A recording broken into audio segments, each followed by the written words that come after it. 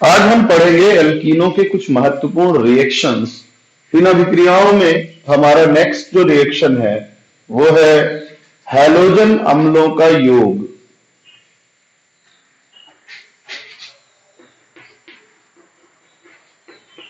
एल्कीनों पर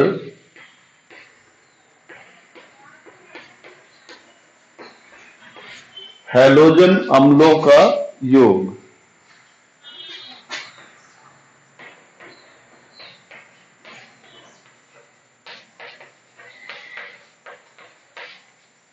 तो इसको दो हिस्सों में पढ़ते हैं हम। सामान्य एल्कीन जैसे मान लो CH2 डबल बॉन्ड CH2 है, इस पर आप HBr को जोड़ना चाहें तो कोई दिक्कत नहीं होती इसमें। ये क्या होता है मैंने पहले ही बताया था, डबल बॉन्ड में से एक पाई बंध टूट जाएगा, एक H एक तरफ, ब्रोमीन एक तरफ। आप जिधर मन उधर H जोड़िए, जिधर मन उधर ब्रोमीन जोड़िए, आपको मिलने वाला उत्पाद यही होगा। यानी ब्रोमीन पहले वाले में जोड़ेंगे तो भी वो क्या कहलाएगा, एथिल ब्रोमाइड, और दूसरे में जोड़ेंगे तो भी वो एथिल ब्रोमाइड ही बनने वाला है, तो कोई फर्क नहीं पड़ता। लेकिन अगर हम असम्मित एल्कीनों पर ब्रोमी हैलोजन अम्लों को जोड़ें तो इसके लिए हमको मार्कोनिकॉफ नियम का पालन करना पड़ता है। हेडिंग डाल लीजिए कॉपी में, मार्कोनिकॉफ का नियम।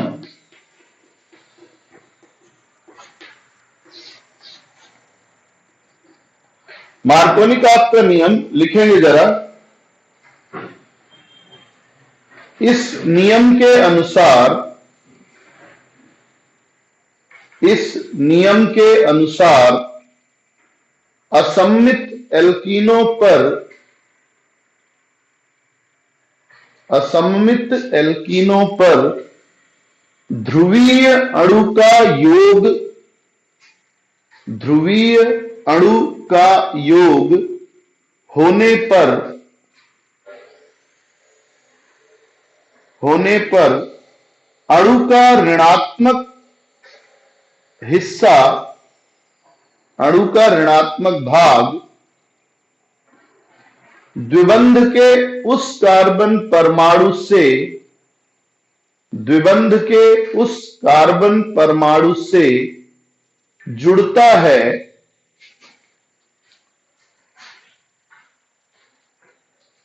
जो कम हाइड्रोजन परमाणुओं से जुड़ा होता है, जो कम हाइड्रोजन परमाणुओं से जुड़ा होता है। ठीक है, नियम है। अब उदाहरण से समझते हैं।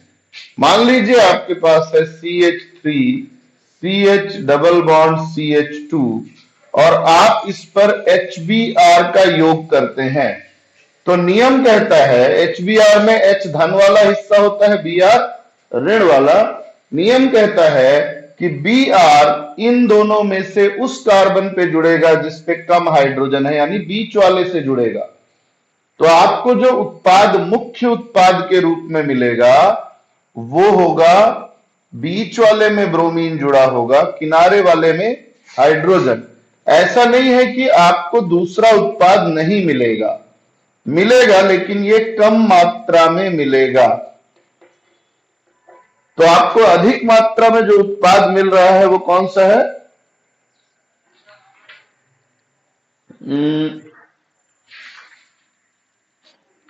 ठीक, तो आपको अधिक मात्रा में ये मुख्य उत्पाद मिलेगा, या हम ये केवल इसी को लिख लें तो भी चलेगा। ठीक है ना, हम केवल यही लिखते हैं, ये नहीं लिखते। ये मिलेगा आपको। अब समझना है कि यही क्यों मिलेगा, दूसरा वाला क्यों नहीं मिलेगा, ब्रोमीन यही क्यों जुड़ेगा। तो इसको समझने के लिए हम एक क्रिया विधि देखते हैं। क्रिया विधि,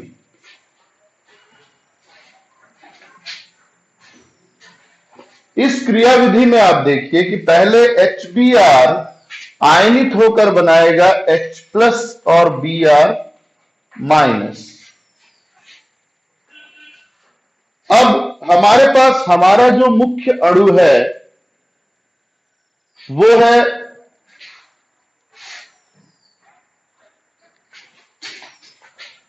CH3 CH double bond CH2। इस पर आक्रमण करने आएगा H प्लस। क्यों आएगा H प्लस भाई, Br क्यों नहीं आएगा? तो मैंने आपको पहले ही बताया है कि डबल बॉन्ड में इलेक्ट्रॉन ज्यादा होता है, तो ये ज्यादा इलेक्ट्रॉन यानी ज्यादा ऋण हमेशा धन को आकर्षित करता है। तो इन दोनों में धन कौन है? H है। H प्लस को आकर्षित करेगा, इसलिए पहले आक्रमण H करेगा। अब H दोनों जगह जुड़ सकता है, इस कार्बन पे भी जुड़ सकता है, इस कार्बन पे भी जुड़ सकता है। तो चलिए हम दोनों पे देख लेते हैं। मैं इसके दो उत्पाद बनाता हूं। मान लो H बीच वाले पे जुड़ा तो ये बनेगा CH3 CH2 CH2 प्लस, और अगर किनारे वाले पे जुड़ा तो बनेगा CH3 CH CH3 प्लस। अब अगर आप ये दोनों धनायन को देखें, दोनों कार्ब धनायन है, ये प्राथमिक कार्ब धनायन है। और कार्ब धनायन का स्थायित्व तो हमने पढ़ा है, प्राथमिक कार्ब धनायन कम स्थायी होता है, जबकि ये द्वितीयक कार्ब धनायन है। हमने पढ़ा हुआ है कि द्वितीयक कार्ब धनायन अधिक स्थायी होता है। तो नियमानुसार जो अधिक स्थायी होगा वो उत्पाद ज्यादा बनेगा, ये अधिक बनेगा। और अधिक बनेगा इसका मतलब यह है कि जब ब्रोमीन क्रिया करेगा तो यह मुख्य उत्पाद के रूप में आएगा CH3 CH Br CH3। यह आपका मुख्य उत्पाद होगा क्योंकि यह ज्यादा बन रहा है, और इससे बनने वाला उत्पाद जो है वो कम बनेगा, गौण उत्पाद होगा ये। फिर से बता दूं, क्रियाविधि के अनुसार हाइड्रोजन का आक्रमण द्विबंध के दोनों कार्बन परमाणुओं पर समान रूप से हो सकता है। तो पहले कार्बन पे हुआ तो हमको द्वितीयक कार्ब धनायन मिलता है, दूसरे पे हुआ तो इस पे धनावेश आ जाएगा प्राथमिक। यानी अलग अलग कार्बन परमाणुओं पर आक्रमण करने से दो तरह के कार्ब धनायन बनते हैं। एक बनता है प्राथमिक कार्ब धनायन जो कि कम स्थायी होता है, एक बनता है द्वितीयक कार्ब धनायन जो कि ज्यादा स्थायी होता है। स्वाभाविक है जो ज्यादा स्थायी होगा वो अधिक मात्रा में बनेगा, और इसलिए ब्रोमीन जब आक्रमण करेगा तो अधिक स्थायी वाले कार्ब धनायन पर आक्रमण करके वो अधिक मात्रा में उत्पाद का निर्माण करेगा, जो कि 2 ब्रोमोप्रोपेन है। 1 ब्रोमोप्रोपेन बनने की संभावना बहुत कम होती है। क्लियर है ये? तो इसका स्क्रीनशॉट ले सकते हैं आप। ठीक है। इसके बाद ठीक इसका उल्टा अगला नियम,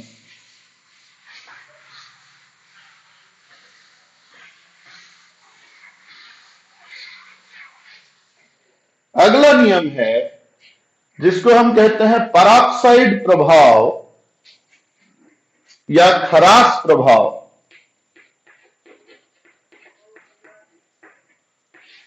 पराक्साइड प्रभाव या खराश प्रभाव, या इसको एंटी मार्कोनिकॉफ नियम भी कहते हैं।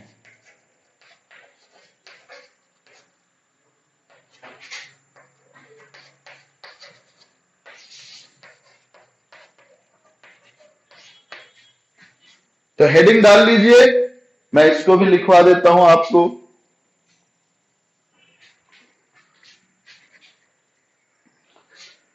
इस नियम के अनुसार, इस नियम के अनुसार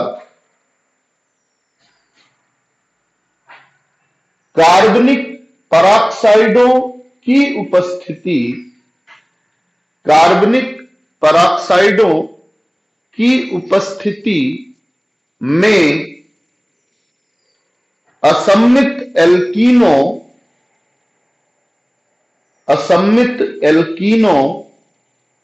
पर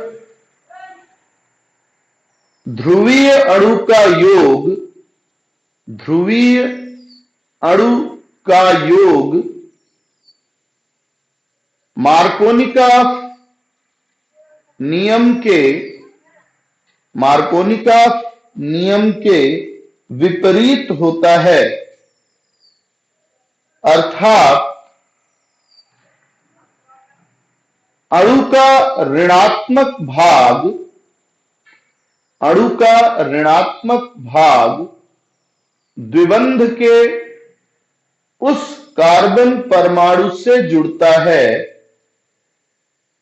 द्विबंध के उस कार्बन परमाणु से जुड़ता है जो हाइड्रोजन की अधिक संख्या से जुड़ा होता है, जो हाइड्रोजन की अधिक संख्या से जुड़ा होता है। तो इसका मतलब यह हुआ कि अगर हम इसी रिएक्शन को फिर से कराएं,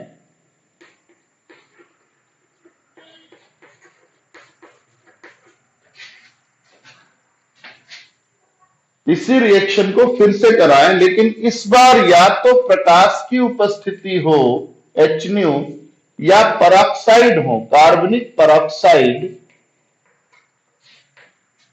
तो इस बार ये Br बीच वाले से नहीं किनारे वाले से जुड़ेगा। तो ये हो गया CH3 CH2 CH2 Br। ऐसा क्यों, उल्टा कैसे हो गया, इसकी भी क्रियाविधि को समझते हैं।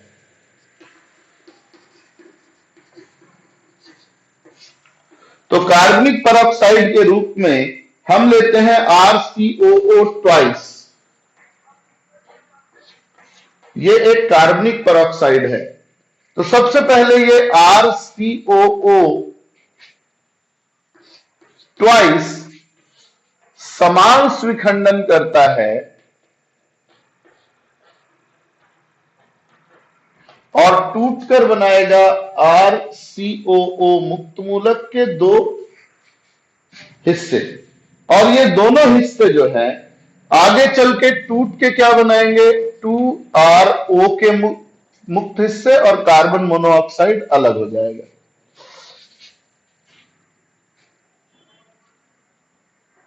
RO ठीक है, दो सॉरी RO बस अलग किया ना मैंने, RO तो RCO है, RO है।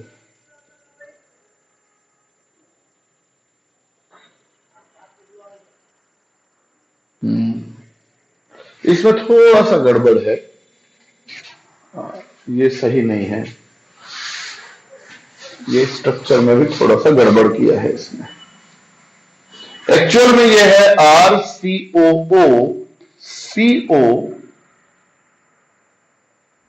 RCOO OR। एस्टर में एक एक्स्ट्रा ऑक्सीजन जोड़ दिया गया है, जिससे यह बनाएगा RCOO मुक्त मूलक प्लस RO मुक्त मूलक। ठीक है ना, ये यहां से टूटता है, RCOO मुक्त मूलक, RO मुक्त मूलक। ये RO मुक्त मूलक क्रिया करता है HBr से, और HBr से क्रिया करके इस बंध को भी बीचों बीच तोड़ देता है। तो ये बना लेगा ROH, और अब आपको मिला Br मुक्त मूलक। तो अब क्रियाशील इकाई सिर्फ Br है, आक्रमण अब कौन करेगा, Br। इसके ऊपर ऋण आवेश नहीं है, ये पहले ध्यान रखेंगे।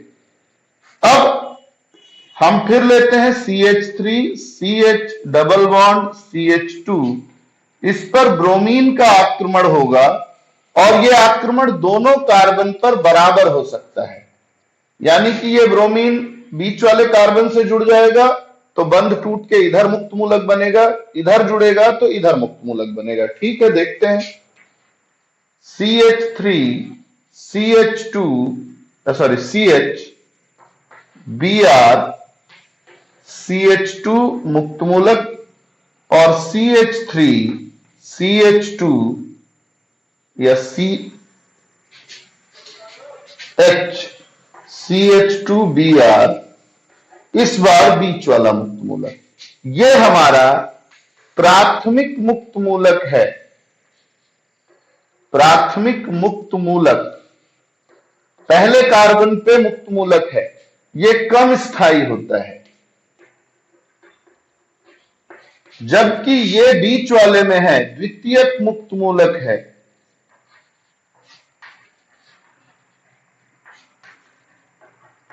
जो कि अधिक स्थायी होता है। अधिक स्थायी होगा तो क्या होगा, अधिक मात्रा में बनेगा। अधिक मात्रा में बनेगा तो अगली बार जो HBr बने, HBr से जो क्रिया होगी उसका H बीच वाले में जुड़ेगा और आपको मिलेगा CH3 CH2 CH2 Br, और ये अधिक मात्रा में बनेगा, जबकि ये वाला जो है ये कम मात्रा में बनेगा। तो उल्टा हो गया, देख लीजिए, एक्सप्लेनेशन हो गया हमारा क्लियर कि भाई बीच वाले में क्यों नहीं जुड़ रहा है इसमें। यहां हमने देखा कि पेरोक्साइड प्रभाव के अनुसार ऋणात्मक हिस्सा अधिक हाइड्रोजन वाले कार्बन पे जुड़ता है, द्विबंध के अधिक हाइड्रोजन वाले कार्बन पे। तो उत्पाद के रूप में हमको CH2Br यानी कि सीधा सीधा 1 ब्रोमोप्रोपेन मिलता है। ऐसा इसलिए होता है क्योंकि यह क्रिया मुक्त मूलक योग के अंतर्गत आती है। मुक्त मूलक योग के अंतर्गत होने वाली क्रिया में ब्रोमीन मुक्त मूलक के रूप में एल्कीन पे आक्रमण करता है। ब्रोमीन का आक्रमण दोनों ही कार्बन, द्विबंध के दोनों कार्बन पे समान रूप से हो सकता है, जिससे अगर वो बीच वाले कार्बन पे आक्रमण करता है तो प्राथमिक मुक्त मूलक बनता है जो कम स्थायी होता है। अगर वो किनारे वाले कार्बन पे आक्रमण करता है तो बीच में हमारा मुक्त मूलक बनता है द्वितीयक मुक्त मूलक जो अधिक स्थायी होता है। अधिक स्थायी मुक्त मूलक ज्यादा मात्रा में बनता है, इसलिए ये मुख्य उत्पाद का निर्माण करता है जो कि 1 ब्रोमोप्रोपेन होता है। आप इसका स्क्रीनशॉट ले सकते हैं।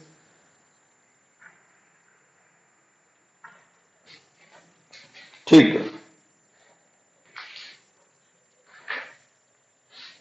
इसके बाद मैं काम की चीजों पे आ रहा हूं। तो हाइड्रोबोरीकरण ये पढ़ चुके हैं आप एल्केन बनाने में, इसलिए यहां रिपीट नहीं करेंगे। हम सीधा आएंगे ओजोन या ओजोनी अपघटन, ओजोन का योग या ओजोनी अपघटन। ठीक है,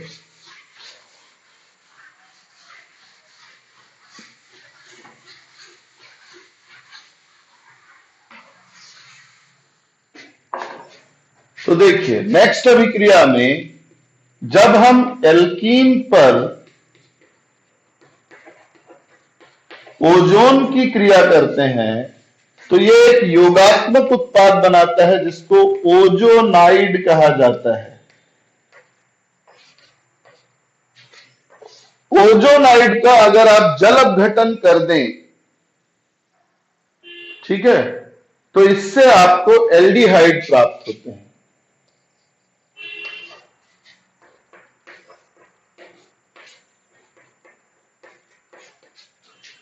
देखिए जरा, मैं दो हिस्से तो दो तरीके से बताता हूं। सबसे सरल है आपका CH2 डबल बॉन्ड CH2, इसको सीधा लिख लेते हैं, ज्यादा अच्छा है। ओजोन से क्रिया होती है तो डबल बॉन्ड के दोनों बंध टूटते हैं, दोनों बंध टूटेंगे तो बचेगा क्या, CH2 CH2। अब 3 ऑक्सीजन में 2 आपस में जुड़ के और एक अलग से इससे बंध बनाएगा। ये जो बन के तैयार हुआ ये है हमारा ओजोनाइड। अब ये ओजोनाइड जल के साथ, जल की उपस्थिति में टूटता है ऐसे, इतना हिस्सा अलग CH2O। तो आप CH2O क्या है देख लेते हैं, ठीक है ना, और जल के साथ बचा हुआ ऑक्सीजन H2O2 बनाता है। ये CH2O है, कार्बन पे 2 हाइड्रोजन है और एक डबल बॉन्ड ऑक्सीजन है। ध्यान से देखिए, ये एक एल्डिहाइड है, जिसको हम फॉर्मेल्डिहाइड कहते हैं, HCHO। ये सेम चीज है ना, ध्यान रखना, HCHO। अब अगर इसी में थोड़ा बड़ा ले लेते हैं, मान लीजिए RCH double bond CH R prime, दो अलग अलग समूह हैं, इधर आप CH3 है, इधर C2H5 है, आपकी मर्जी है। ओजोन से जुड़ेंगे, तरीका वही रहेगा कि दोनों बंध टूट जाएंगे और आपको मिलेगा RCH CH R प्राइम, दो ऑक्सीजन एक तरफ से और एक ऑक्सीजन एक तरफ से, दोनों से जुड़ेगा। अब जब जल से आप क्रिया कराएंगे तो ये वाला हिस्सा ऐसे अलग होगा और आपको मिलेगा RCHO, प्लस दूसरा हिस्सा ऐसे अलग हो जाएगा R प्राइम CHO, और तीसरा जो O बच गया वो H2O2 बनाएगा। तो ये आपका रिएक्शन है, आपको जो चाहिए उस हिसाब से आप ले सकते हैं।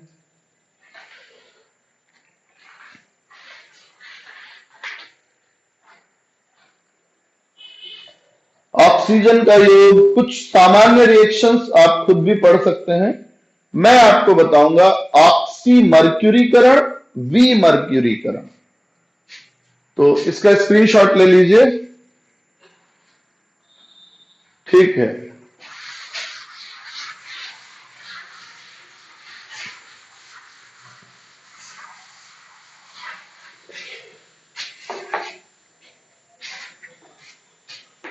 अगला रिएक्शन है ऑक्सी मर्क्यूरीकरण। कई बार र न लिख के क के ऊपर रेत लगाया हो सकता है, ठीक है ना, तो मर्क्यूरीकरण भी लिखा हो सकता है, और विमर्क्यूरीकरण ऐसा लिखा हो सकता है, दोनों ही लिख सकते हैं आप, ठीक है ना। अब इसमें होता यह है कि हम किसी एल्कीन पर जब मर्क्यूरिक एसीटेट से क्रिया कराते हैं तो हम एक कार्ब धात्विक यानी कि हाइड्रोक्सी मर्क्यूरल यौगिक बनाते हैं जो सोडियम बोरोहाइड्रेट के साथ अपचयित होकर एल्कोहल बनाता है। तो पहले मर्क्यूरी वाला जुड़ेगा, इसलिए उसको कहते हैं ऑक्सी मर्क्यूरीकरण, फिर मर्क्यूरी वाला हिस्सा बाहर निकल जाएगा, इसलिए उसको कहा जाता है विमर्क्यूरीकरण। देखते हैं, मान लीजिए आपके पास है CH2 double bond CH2 plus जल की उपस्थिति में ये क्रिया करेगा,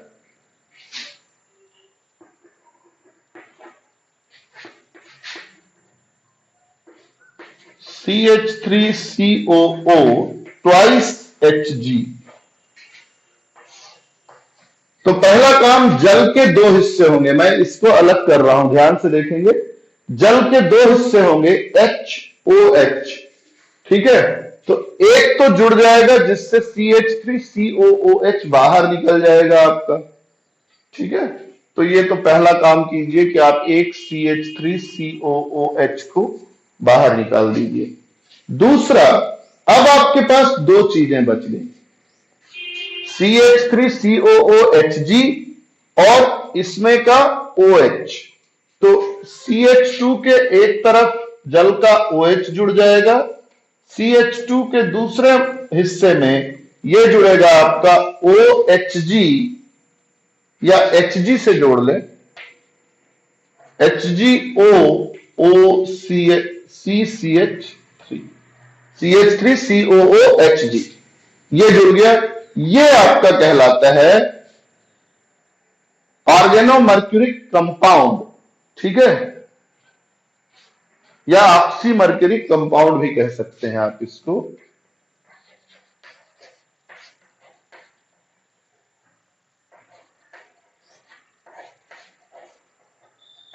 ऑक्सीमर्क्यूरिक यौगिक ये बन के तैयार हो गया।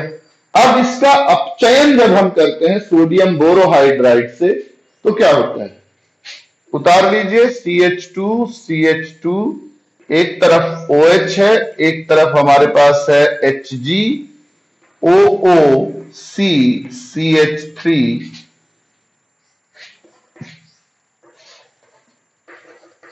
NaBH4 सोडियम बोरोहाइड्राइड, इससे हाइड्रोजन प्राप्त होता है और यह हाइड्रोजन कहां जुड़ जाएगा आपका, यहां एक हाइड्रोजन, और ये हिस्सा पूरा अलग हो जाएगा। इसका क्या होता है वो आपको ज्यादा ध्यान नहीं देना है।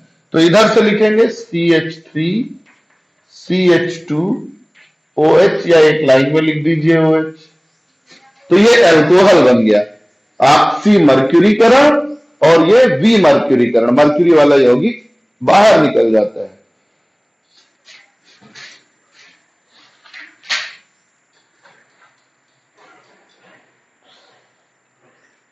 फिर ऑक्सीकरण, एक महत्वपूर्ण क्रिया है इसकी, ऑक्सीकरण। तो ऑक्सीकरण के लिए जो हम चीज लेते हैं, ये एक महत्वपूर्ण चीज है जो क्षारीय KMNO4, इसको हम बेयर अभिकर्मक भी कहते हैं।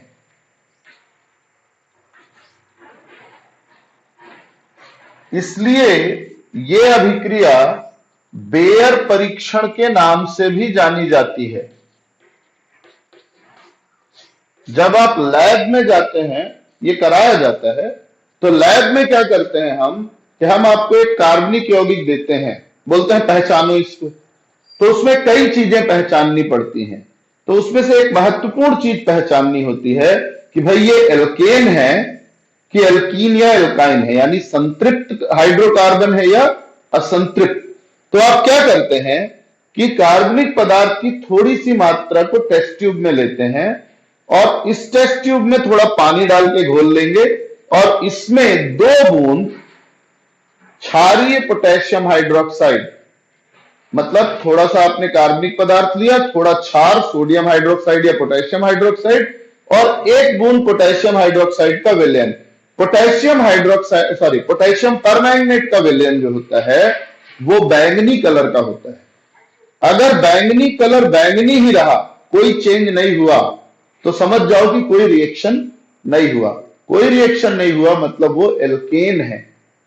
लेकिन अगर बैंगनी रंग गया और उसका रंग गायब हो गया, तो रंग उड़ गया मतलब रिएक्शन हुआ, रिएक्शन हुआ मतलब वो या तो एल्कीन है या तो एल्काइन है। तो हम यहां बेयर परीक्षण में देखेंगे कि होता क्या है। बेयर परीक्षण में क्षारीय KMNO4 जो है वो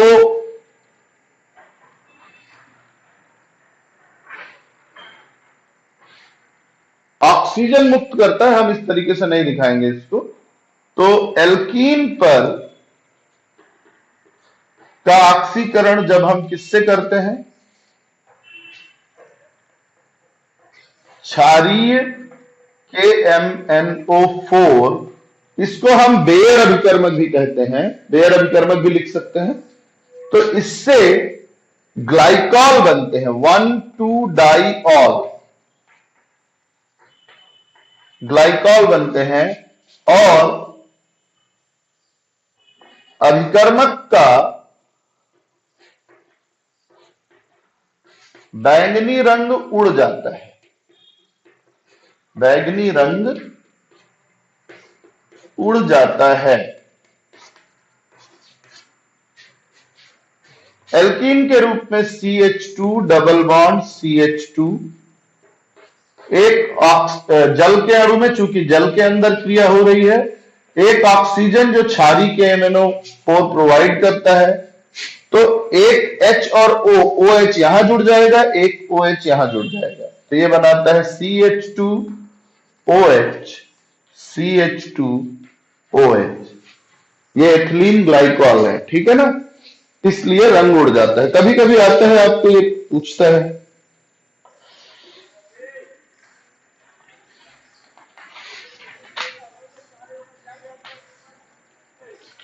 तो छोटी छोटी ढेर सारे रिएक्शंस आपको देखने को मिलेंगे। इसमें मैं सारे रिएक्शन नहीं बता पा रहा हूं, मैं महत्वपूर्ण अभिक्रियाएं बता देता हूं। अब अगला हम पढ़ेंगे बहुलीकरण।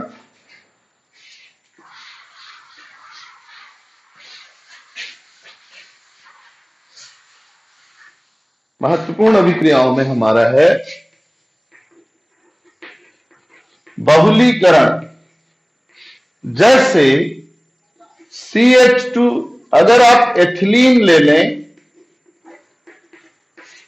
और उच्च ताप और उच्च दाब पर इसकी अभिक्रिया कराएं तो आपको पॉलीएथिलीन प्राप्त होता है। इसी को आप पॉलीएथीन या पॉलीथीन भी कहते हैं, जो घरों में आप इस्तेमाल करते हैं, मार्केट में सामान लेने के लिए इस्तेमाल करते हैं, यही है वो। कैसे बनता है? N अणु CH2 के क्रिया करते हैं उच्च ताप और दाब पर, ठीक, तो ये बनाते हैं CH2 सिंगल बॉन्ड CH2N, ऐसी चैन बनेगी। ये लगातार जुड़ते चले जाएंगे और लंबी चैन का निर्माण करते हैं, जो हम पॉलीएथीन के नाम से जानते हैं।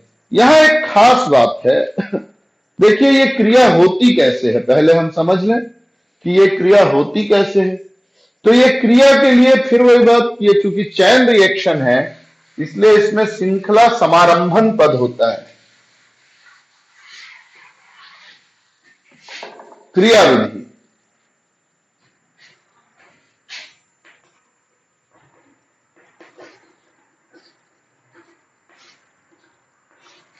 तो इसकी क्रिया विधि जो है वो एक तो धनायनिक क्रिया विधि है, एक ऋणायनिक क्रिया विधि है, ठीक, और मुक्तमूलक क्रिया विधि भी इसमें उपलब्ध है। हम यहां धनायनिक क्रिया विधि ही पढ़ेंगे, एक क्रिया विधि पढ़ लेते हैं। सबसे पहला पद है श्रृंखला प्रारंभन, या श्रृंखला प्रारंभ कैसे होती है। CH2 डबल बॉन्ड CH2 पर जब एक H+ आके जुड़ता है तो क्या होता है? ये जुड़ गया, ये बनाएगा CH3 सिंगल बॉन्ड CH2+, ये बन गया हमारा क्रियाशील इकाई तैयार। अब नेक्स्ट चीज है श्रृंखला संचरण। श्रृंखला आगे कैसे बढ़ती है? श्रृंखला संचरण, अब ये जो बन के तैयार हुआ है CH3 सिंगल बॉन्ड CH2+, धनावेशित है इसलिए क्रियाशील है, तो अगले अणु से मिलेगा, अगले अणु से जुड़ जाएगा, अगले अणु से जुड़ेगा तो बन गया CH3 CH2 CH2 CH2, धनावेश इसके में आ गया। आगे फिर ये वाला जो बन के तैयार हुआ है ये फिर अगले CH2 CH2 से क्रिया करेगा, फिर आपकी चैन बढ़ जाएगी CH3 CH2 CH2 CH2 CH2 CH2, यहां प्लस आ गया। आगे ये फिर किससे क्रिया करेगा? CH2 डबल बॉन्ड CH2 से, फिर ये जुड़ जाएगा, तो चैन लगातार क्या होती जा रही है? बढ़ती चली जाएगी। अब श्रृंखला समाप्त कैसे हो? श्रृंखला को रोकना भी है, नहीं तो ये तो क्रिया करते चला जाएगा। तो श्रृंखला समापन,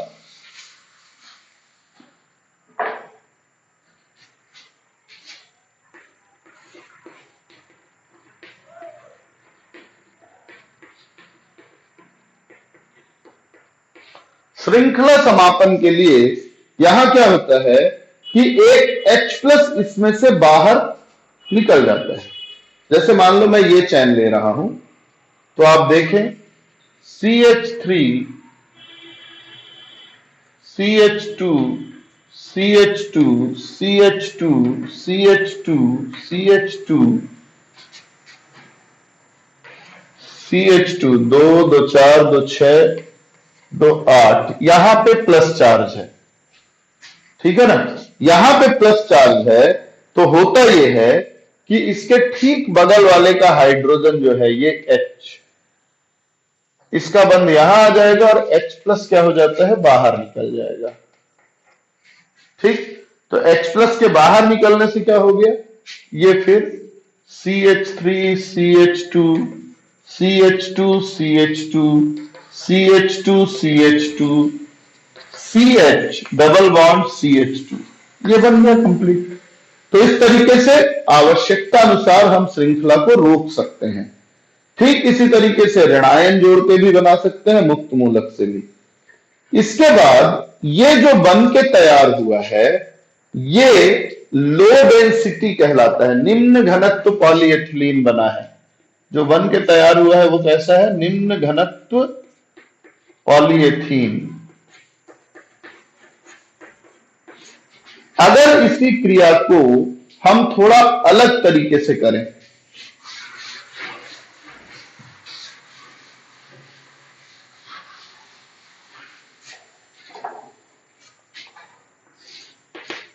अगर हमको उच्च घनत्व पॉलीएथीन चाहिए,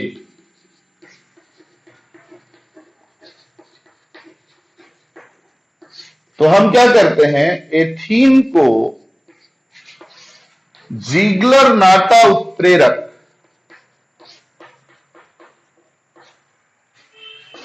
की उपस्थिति में अभिक्रिया कराते हैं, तब ये क्या बनाता है, HDPE। HDPE यानी उच्च घनत्व polyethylene, high density polyethylene. Reaction same रहेगा, N अणु CH2 डबल बॉन्ड CH2 के, जीग्लर नाटा उत्प्रेरक है titanium tetrachloride plus C2H5 thrice aluminium, try ethyl aluminium, और ये भी रिएक्शन ऐसा होता है। अब आप पूछ सकते हैं कि क्या कारण है कि जब सब चीज एक जैसा है तो एक को हमने निम्न घनत्व क्यों कहा। इसका कारण यह है कि इसमें चैन बीच में भी जुड़ सकती है। प्रोटॉन जो है वो लगातार जुड़ता जाए तो हो सकता है यहां भी जुड़ जाए, तो ऐसे में एक चैन यहां से बन जाएगी। तो इससे जो बनने वाला उत्पाद है वो एकदम सीधा नहीं होता, बीच बीच में छोटी चैन निकली होती है। उच्च ताप और उच्च दाब पर अभिक्रिया करने पर बने हुए पॉलीएथीन में शाखाएं होती हैं, इसलिए इनकी व्यवस्था बहुत अच्छी नहीं होती, इसलिए इनका घनत्व कम होता है। जबकि उत्प्रेरक के साथ बने हुए पॉलीएथीन बिल्कुल सीधी श्रृंखला वाले होते हैं, इसलिए ये आपस में एक दूसरे के साथ बहुत अच्छे से बैठ सकते हैं, इसलिए इनका घनत्व अधिक होता है। उपयोग देखते हैं हम और ये चैप्टर खत्म हो जाएगा। एथिलीन का औद्योगिक उपयोग क्या है। फलों के उद्योग में फलों के पर्यवेक्षण और कच्चे और हरे फल को कृत्रिम रूप से पकाने में इसका उपयोग किया जाता है। सब्जी और फलों और पौधों के वृद्धि के लिए निश्चेतक के रूप में, बेहोशी की दवा के रूप में भी इस्तेमाल होता है। ऑक्सी एसिटिलीन ज्वाला में एसिटिलीन को हटा के एथीन का इस्तेमाल भी किया जा सकता है। औद्योगिक विलायक के रूप में एथिलीन ग्लाइकॉल बनाने के लिए, ट्राइक्लोरोएथिलीन बनाने के लिए, टेट्राफ्लोरोएथेन बनाने के लिए, जिसका उपयोग टेफ्लॉन बनाने में किया जाता है, जो नॉन स्टिक बर्तन होता है उसके ऊपर कोटिंग के लिए इस्तेमाल होता है। पॉलीथीन बहुलक है, ये श्वेत पारदर्शी बहुलक है जिसका इस्तेमाल पैकेजिंग पदार्थ, प्लास्टिक के डिब्बे, पानी भरने के लिए जो मग वगैरह होते हैं, बिजली के पाइप, ये सब बनाने में होता है। पीवीसी पॉलीविनाइल क्लोराइड का उपयोग भी किया जाता है। तो इस तरीके से ढेर सारे आपके उपयोग इसके दिए हुए हैं, आप चेक कर लीजिए, कुछ कुछ पढ़ेंगे तो ये आपका चैप्टर एल्कीन खत्म होता है।